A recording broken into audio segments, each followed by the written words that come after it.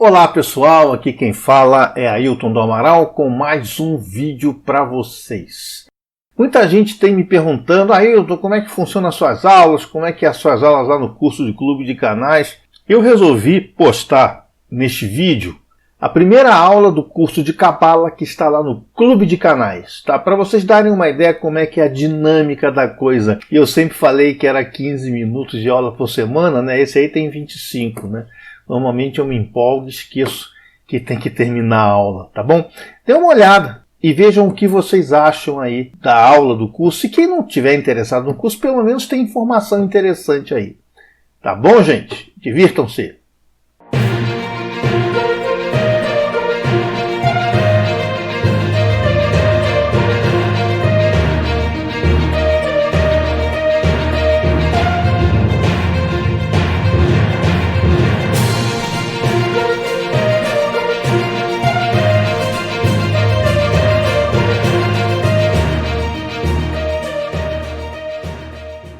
Olá pessoal, tudo bem? Eu gostaria antes de agradecer a confiança que vocês depositaram aí em mim para ser parte aí do Clube de Canais. Eu realmente estou muito lisonjeado, né, com que vocês tenham tido essa confiança em mim aí. Muito obrigado. Eu pretendo fazer 15 minutos de aula por semana, tá, gente? Não vou fazer muita coisa porque fica cansativo, né?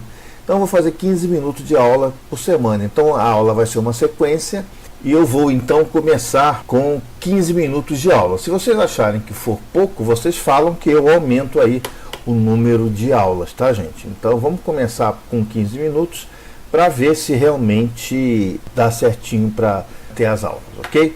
Bom, vamos começar com o curso de Cabala 1. Por que eu chamo de Cabala 1? Porque é a introdução da introdução da introdução.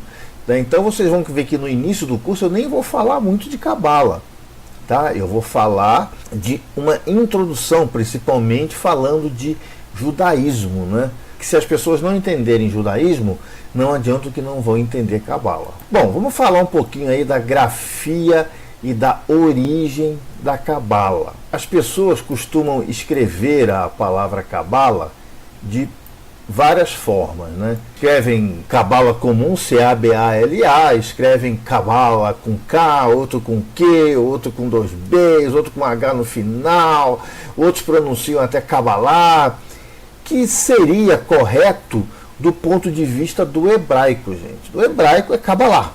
A palavra correta é Cabalá, mas a gente está no Brasil. E como a gente está no Brasil, a gente tem que pronunciar da forma que o brasileiro fala. Então é Cabala. A mesma coisa é você tentar obrigar, por exemplo, o americano a escrever Brasil com S e falar Brasil em vez de Brasil. Então cada um fala aí do jeito que permite que se sinta mais confortável. Eu já vi muita gente me corrigindo, Ailton, não é Cabala, é Cabalá, pelo amor de Deus. Então o que é a Cabala? Cabala é um sistema religioso filosófico. Por que ele é religioso? Porque ele é vinculado hoje à religião judaica. Nós temos que entender o seguinte: com o tempo, a Cabala não está mais sendo vinculada à religião judaica, tá, gente? A Cabala, ela está deixando de ser vinculada à religião judaica. Por quê? Porque a maioria, embora os judeus, né, tenham sido os guardiões da Cabala durante séculos, eles normalmente traziam esse conhecimento místico para dentro da sua concepção religiosa. O que está ok, não é errado, tá? Mas hoje eu não concordo com que os judeus falam que a Cabala seja de propriedade deles. Não, nós chegamos a um determinado ponto do mundo, da consciência universal, de que a Cabala não pertence mais a uma pessoa, né? A Cabala pertence aí à humanidade. Então nós temos que sair um pouco da esfera judaica. Porque o cara é rabino, então ele entende muito de Cabala. Às vezes não. Às vezes sim, às vezes não. É uma coisa que a gente tem que entender. Então Cabala. Cabala é uma palavra em hebraico, né, que significa recepção. A Wikipedia diz que é a vertente mística do judaísmo. É uma coisa que eu realmente não concordo mais. Ela é chamada de ciência de Salomão também, ciência da antiguidade ou ciência dos deuses. Ela começou realmente a influir na tradição esotérica ocidental a partir do século XVI. Mas a origem, gente, ninguém sabe de onde vem.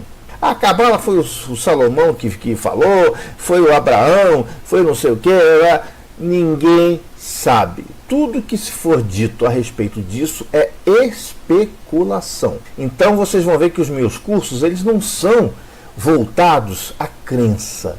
Eu não quero fazer aqui ninguém crente em nada. Eu quero ter simplesmente a conotação de estudo. Se você tiver uma crença, tudo bem, leva a Cabala para a sua crença, não tem o menor problema. Tá? Mas o meu intuito aqui é fazer com que isso seja uma área de estudo. Segundo a tradição mística dos cabalistas, Deus teria ensinado a Cabala a um grupo seleto de anjos, que teriam ensinado a Abraão, que teria transmitido a Noé, que teria migrado para o Egito, onde os altos sacerdotes, os hierofantes, absorveram esse conhecimento e introduziram em seus sistemas filosóficos. Tudo bem, gente. Segundo a tradição mística dos cabalistas. Então, não há prova científica disso. Bom, Moisés também teria sido iniciado durante o período em que viveu dos egípcios. Essa teoria, essa vertente fala que a Cabala veio do Egito e que foi lá que Moisés teria então sido iniciado e trazido isso para os judeus, para os hebreus. Isso é também uma especulação, algo de tradição, tá? Se você perguntar para um rabino, para uma pessoa da religião judaica, ele vai te dizer isso. A Cabala é nossa, é do judaísmo. Ok, sem problema nenhum, tá? Cada um que tenha a sua opinião. Tá? E outros dizem que Abraão recebeu a Cabala diretamente de Deus e depois atravessou gerações e foi até Moisés. Aí cada um que saiba, que veja o que realmente se encaixa melhor aí na sua cosmogonia. O que a gente sabe é o seguinte: durante muitos anos a Cabala ficou restrita a um pequeno grupo de eruditos que estudavam o Torá de dia e a Cabala após a meia-noite. Isso é importante, gente. Isso aí é uma metáfora. Eles não estudavam a Cabala de dia, não estudavam o Torá de dia e a Cabala após a meia-noite. E quando é que eles iriam dormir? Na realidade, o estudo do Torá de dia é o estudo diurno, é aquele estudo que você olha para o Torá e faz toda a tua leitura, todo o teu entendimento ao pé da letra do Torá.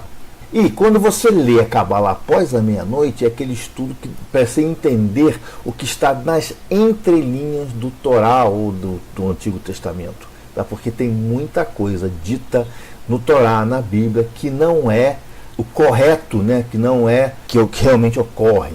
O Torá não tem nada ali que possa servir para a gente ao pé da letra. O estudo da Cabala levou séculos para sair da obscuridade, mesmo entre judeus. Até hoje tem muito rabino que olha para a Cabala e fala que é a ciência do demônio, que outros rabinos falam que a Cabala é uma ciência que realmente é palhaçada, que não existe. Então, mesmo dentro dos judeus existem opiniões divergentes sobre o estudo da Cabala. E mesmo entre os judeus, cada um vê a Cabala de uma forma. Então tem várias escolas de Cabala, tem uma escola, uma vertente de Cabala mais mística, outra vertente mais religiosa, outra vertente mais, entre aspas, científica. Aí cada um tem a sua visão.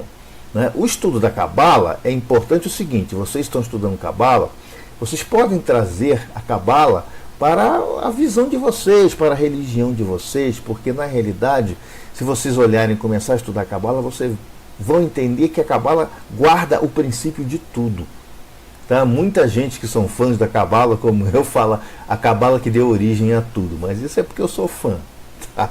Não é nenhuma, algo científico. Em hebraico existe um negócio chamado verbo. Então, Kabbalah significa recebimento. Existem outras conjugações do verbo, chamado, por exemplo, do verbo lekabel. Lekabel em hebraico é receber. Kabbalah é recebimento. Mekabel é recebo. E mekabalim, que a gente vai ver mais tarde isso aí, significa recebemos, porque é plural e é masculino. Para os judeus, a Cabala é a tradição das emanações divinas, pois a partir dela, através dela, é possível o entendimento da criação. A Cabala, na realidade, ela é como se fosse um mapa, uma receita de como Deus criou o mundo. Ela explica exatamente essa criação do mundo, que até vai de encontro com diversas leis científicas, né? Diversas teorias científicas. A Cabala tem um negócio muito bacana sobre isso. Segundo a tradição, no período de Salomão, muitos ensinamentos da Cabala já eram conhecidos e esse grande rei codificou esses conhecimentos. Ele é conhecido pelos judeus como o primeiro entre os grandes cabalistas. O templo de Jerusalém, por ele edificado, foi totalmente construído segundo relações cabalísticas. Dentro da construção do templo de Salomão está ali contida a linguagem oculta da arquitetura, todo o simbolismo e ensinamentos místicos da parte esotérica da sabedoria hebraica. Se vocês olharem, por exemplo, uma loja maçônica, é a cópia do Templo de Salomão. Então, tudo ali dentro de uma loja maçônica, como ela é a cópia do Templo de Salomão, há um significado, há um misticismo, há um estudo muito profundo sobre isso, né? A Cabala não pode ser considerada uma religião. Por quê? Qualquer religião, toda religião, ela tem corpo de doutrina. A Cabala não tem corpo de doutrina. A Cabala estuda a parte metafísica, tá? No máximo, conforme eu aceito, né?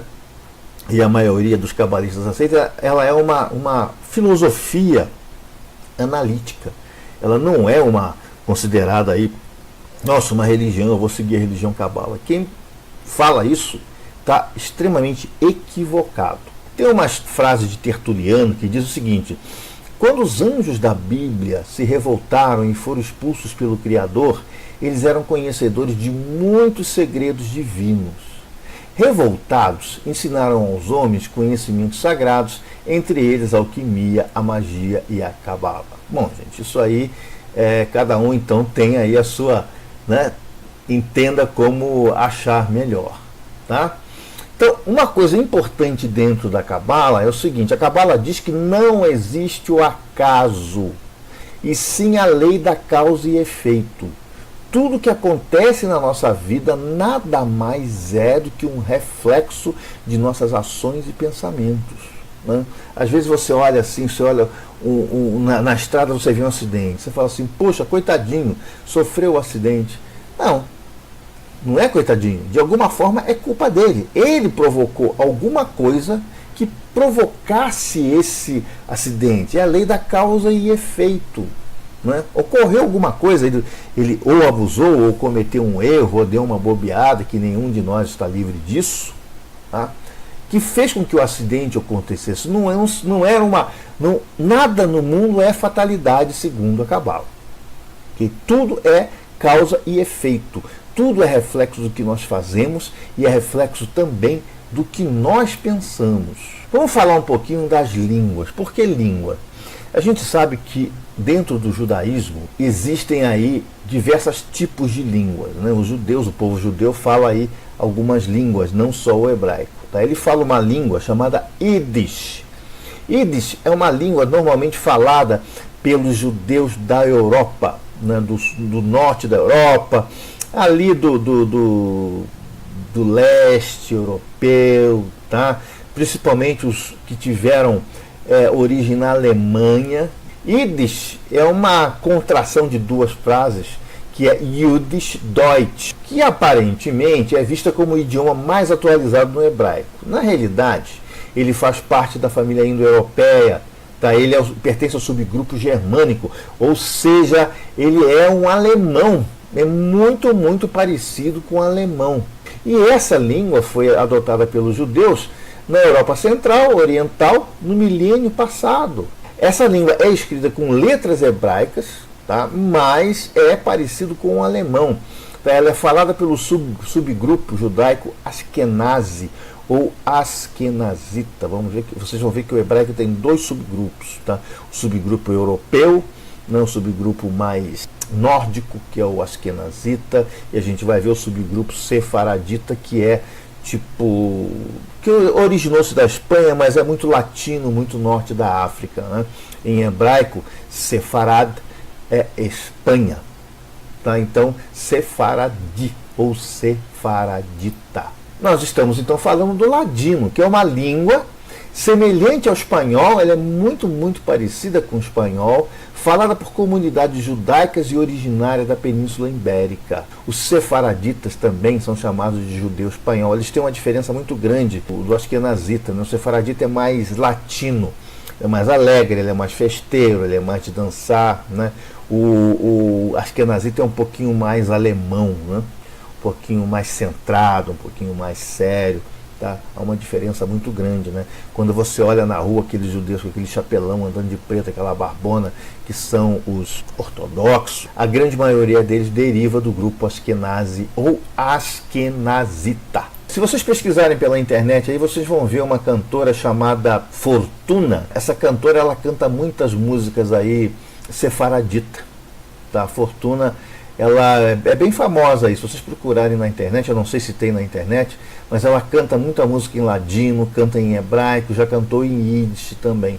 É bastante interessante. Se vocês querem conhecer realmente a natureza do pensamento judaico, é interessante que vocês pesquisem aí esse tipo de coisa, tá? Agora, falando aqui no hebraico, o hebraico é a língua base, ou seja, 536 a.C., Nabucodonosor, os babilônicos, né? Nabucodonosor tomou aí Israel, né? Tomou todo o país lá de Israel e levou para a Babilônia muitos judeus como escravos. Eles são chamados do grande êxodo da Babilônia. Levou muitos judeus para lá.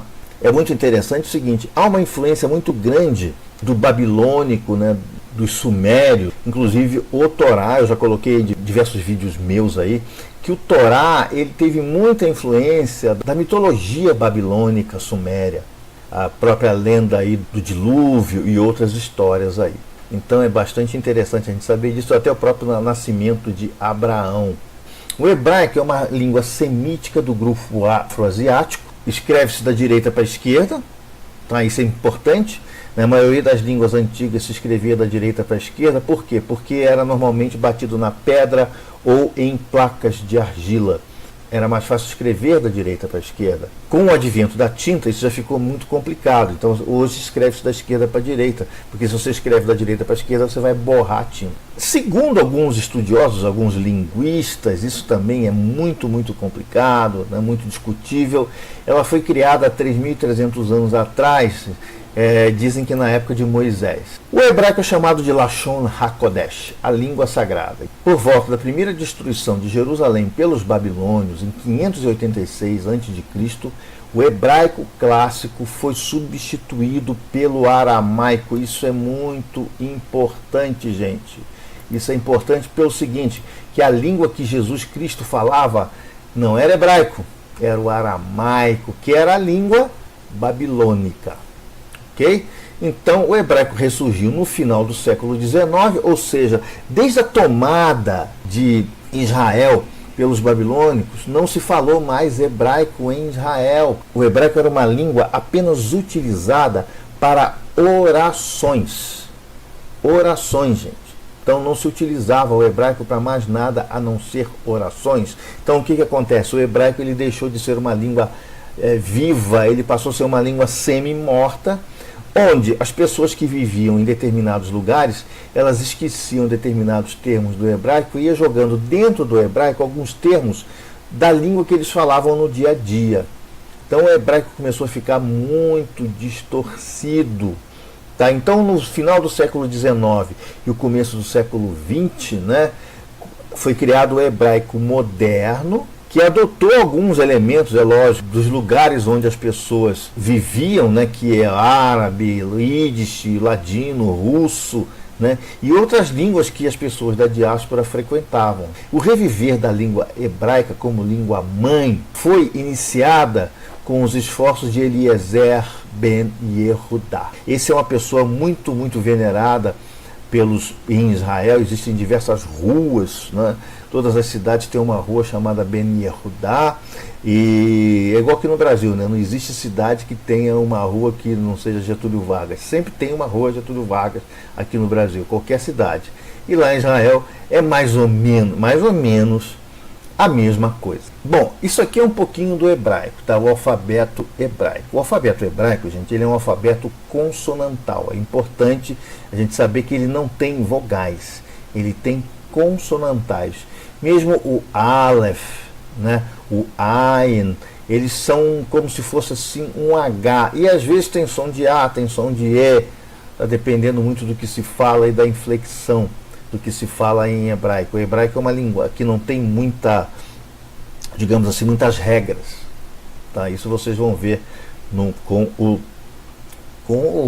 o andar do curso, tá, gente? Porque a intenção aqui não é fazer com que vocês sejam hebraicos falantes.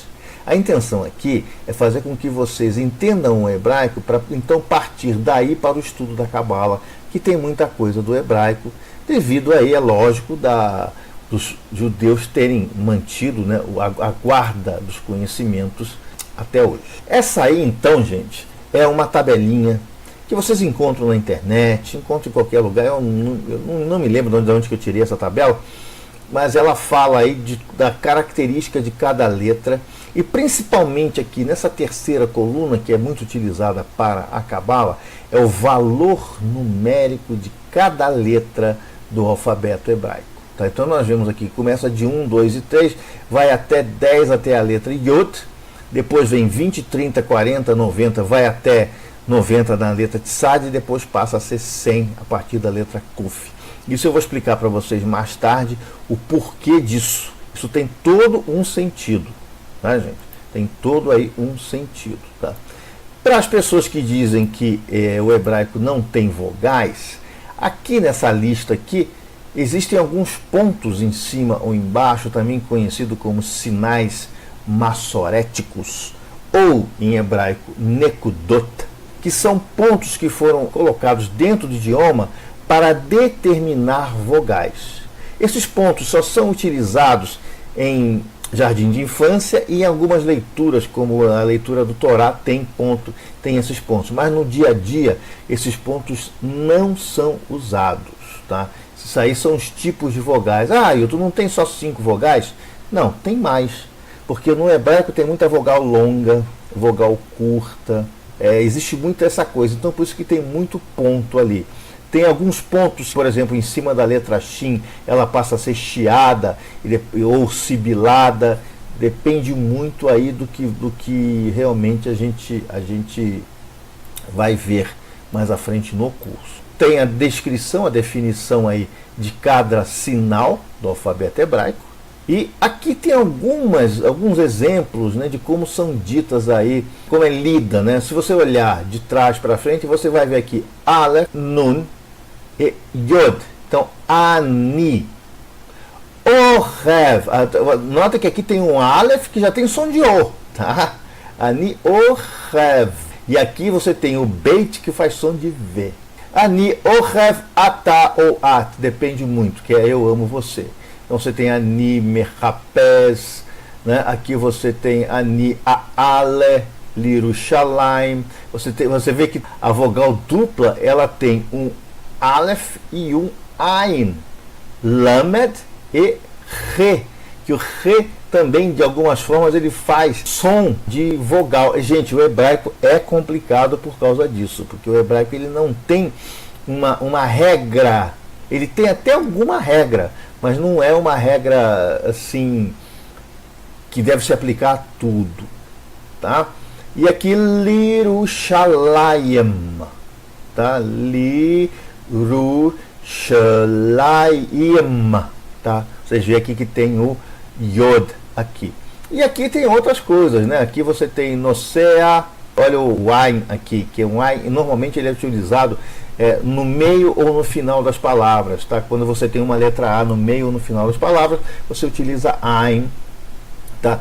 E o Aleph, normalmente o Aleph é utilizado normalmente no início das palavras. Então, Nosea L, olha aqui o Aleph novamente com som de L, né? L, tel, tá?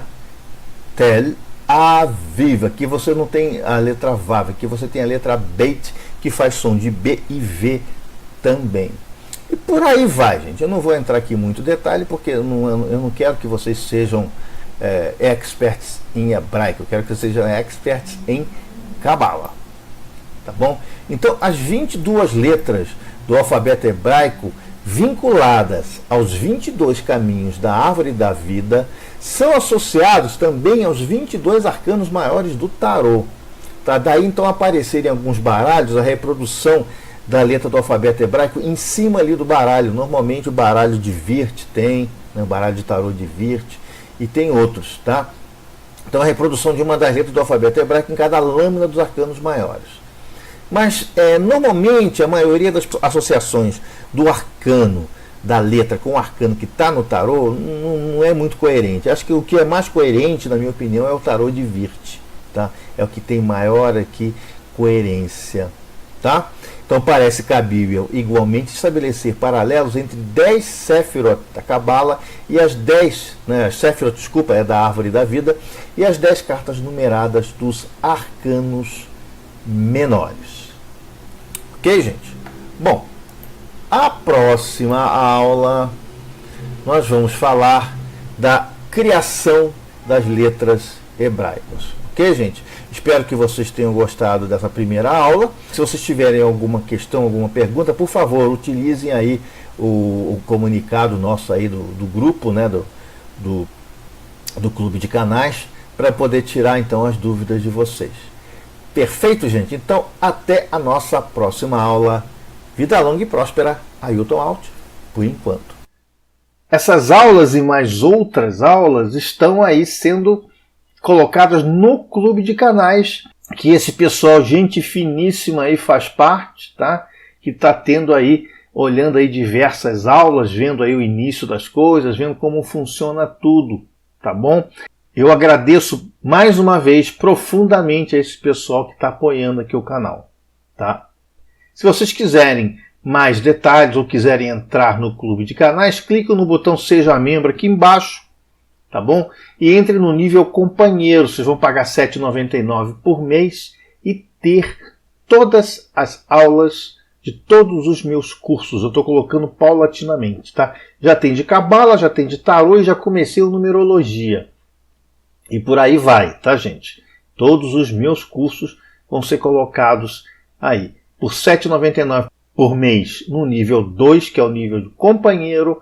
Vocês vão aí obter todas essas vantagens aí do Clube de Canais e eu agradeço aí então as pessoas que pertencem ao Clube de Canais. Muito, muito obrigado. Perfeito, gente! Espero aí que tenham gostado dos vídeos, tá? Não esqueçam, gente, de inscrever no canal e ver lá se o sininho de vocês não está apagado lá ou se a inscrição do canal de vocês não foi retirada, tá bom? Perfeito, gente? Vida longa e próspera, Ailton Alt.